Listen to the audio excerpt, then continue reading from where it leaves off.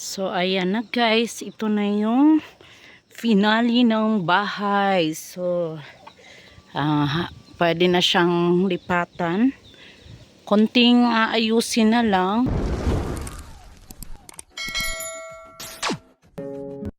Ito yung malungkot na pangyayari dito sa aming lugar. Isang gabi, bigla na lang nagliyab ang bahay ng aming kapitbahay. Nagulantang ang lahat dahil napakabilis ng apoy. Ang lakas-lakas ng apoy, hindi na talaga kaya naming apulahin ang apoy. Dahil ang bahay ay gawa sa light materials, kaya segundo lamang ay sobra tupok na agad ang bahay. So ang sanhi ng sunog na ito ay ang kanilang gasol na may singaw siya. Then nung nagsindi na sila, biglang dinakip yung apoy at yan nagliyab. Napakabilis. So walang nagawa ang may-ari ng bahay kundi hinagpis at iyak na lang talaga. Umiyak na lang ng umiyak na makita ang kanyang bahay ay wala na, natupok na. Kinabukasan, ito ang tumambad sa amin. Walang natira. Ayan, mga yerong wala na, hindi na mapakinabangan. Ayan, wala. Kasi lahat nasunog, abo na lang ang aming na datnan. Yan ang gasol. So, ayan. Sa pagkakataong ito, nagbabayanihan ang lahat ng mga magkakaibigan, magkakapitbahay at ito agad ang kanilang ginawa. Nagbabayanihan sa paggawa ng bahay. So, ito, itinayo na nila ang bahay nila Jinjen at Junjun. Sama-sama sila ang mga taong ito guys ay nagbabayanihan. Wala po yung mga sweldo. Magkakapitbahay, mga pamangkin ko nandyan, mga kamag-anak ko, kapatid. So yan, ginawa lang nila, saya-saya lang. So yan ang napakalaking bagay din sa amin dahil may pagkakaisa at pagtutulungan din talaga. So ito, unang araw ito ng bayanihan.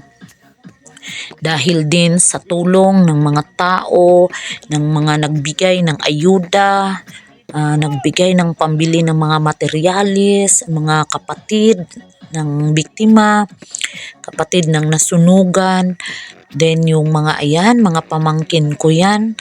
So sama-sama ang paggawa nila.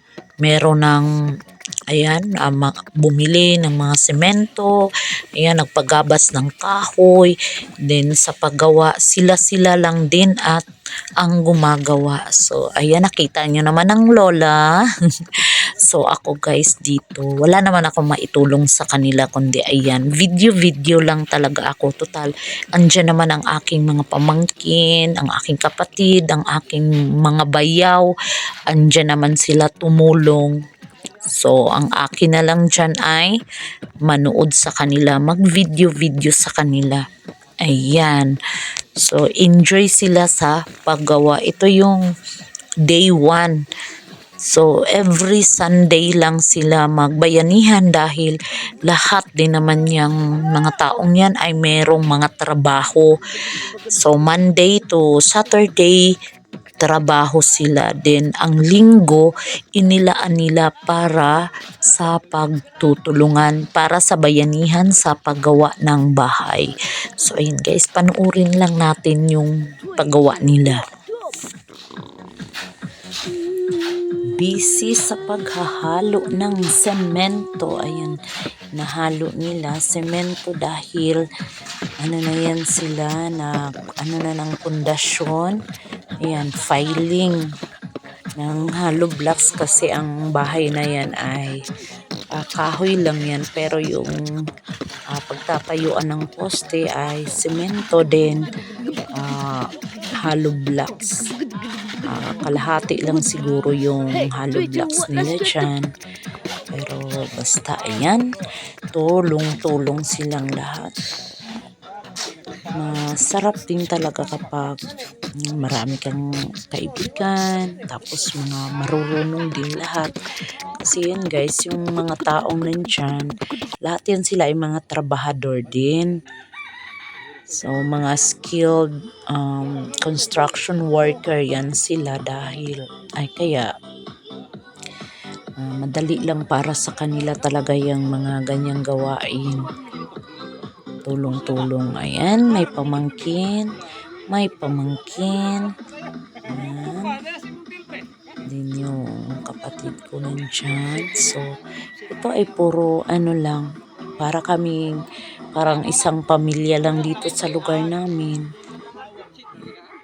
Kasi magkakamag-anak lang din. Ayan, kaya may pagkakaisa talaga. Hindi na kailangang gumastos ng malaki para sa labor, sa paggawa ng bahay dahil ayan, nagtulong-tulong sila. So, kanina lang nila ginawa yan. Pero ganyan nakalaki yung nagawa nila. Marami na kaagad.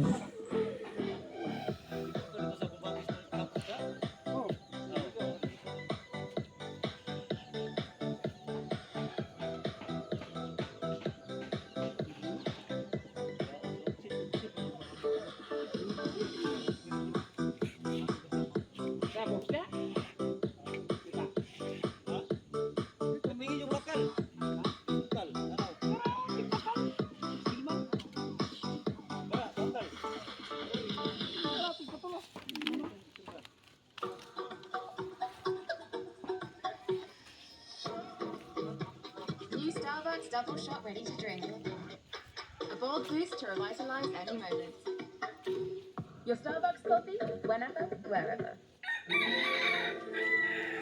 So, ayan, ang Diyos, dami nang pa nilang hinguto. mga materialis. Suko. Ayan. Hingutuan daw ni mo siya. Ayan, mga nakabag, yung mga balas, yung buhangin. Tapos, dami nga nilang kahoy. Ito yung amakan. Ito yung gagamitin nila sa pagdingding or bungbong. Ayan, pader, yan. Amakan. So, binibili din yung ganyan, pero medyo mura-mura at madaling ikabit. So, presko yan. Maganda yung amakan dahil malamig. So, yun lang muna yung gagamitin nila para dyan sa bahay. Yan, parang native house. Ang probinsya talaga. Pang rest house. Yan, daming kahoy, oh. Yan, ano yan, pinagabas talaga yan. Dukhan na, no? Ang ganda ng mga kahoy na yan. Sila kapunuan eh. Ang dami. So, yan ang gagamitin para Oh, sa bebe. sa mga dingding Ala, baka niya. ano yan? Yan, sa bubong. Mamansya ang shirt ko. So, kahoy ang gagamitin instead of bakal. So, daming mga ano nila, oh. Nagpapahinga na sila dahil napakainit na rin. Yan, medyo relax na yung iba. Napakarami nila, oh. So, ang saya na kung ganyan na nagtutulungan. So, this time guys ay second day na ito. Second Sunday ng kanilang bayanihan. So, at this moment, ayan, may mga haligi na. Ayan, kitang-kita na talaga yung form ng bahay. Ayan, yung mga kahoy na. So, gumagawa na sila ng mga poste, yung haligi. Ayan, oh, ang galing, ah.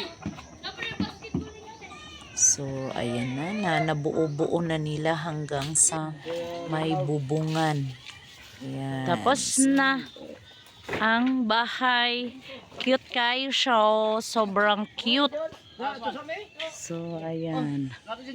So, uwian na. Tapos na. Pwede nang lipatan. Pwede na. 28 aw no. Gwapo yun na. 28. Kaya na kayang hinay-hinayon. Ang kulang. Gamay na lang kayo. Kulang, ano? Ha? Tapuso nila ugma. Aw, Junjun lang. Aw. Guwapo kayo siya tan-aw no. Munay kuan balay nga pang province. Hmm. Guwapo kayo siya guys. Oh.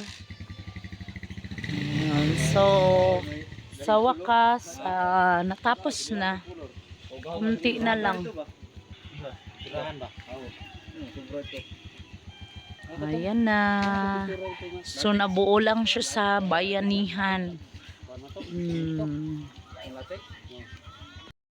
So ayan na guys, ito na yung finale ng bahay. So pwede na siyang lipatan. Konting aayusin na lang sa loob. Ayan. So nakita ninyo guys. Ito na yung sama-samang ginawa ng mga magkakapitbahay. Sa wakas, ayos na ang bahay. So preskong presko. So meron na siyang division. Kwarto, 2 kwarto siya. O, tapos dito pwede nang magluto kasi easy lang talaga dito, no? So ayan, konting pintuan na lang din dito, pintuan. So tapos na talaga. Pwede ng terhan. Eto na yan na yung finished product guys. Oh, ayan. So, nabuo na talaga yung bahay. Ang ganda-ganda ng itsura niya. So, ayan. Pwede na yan lipatan. Yan, next week, lilipat na sila. Yan. So, ayan guys. Thank you for watching. Thank you sa pagsubaybay. Maraming salamat. So, bye-bye. See you next video guys. Bye-bye.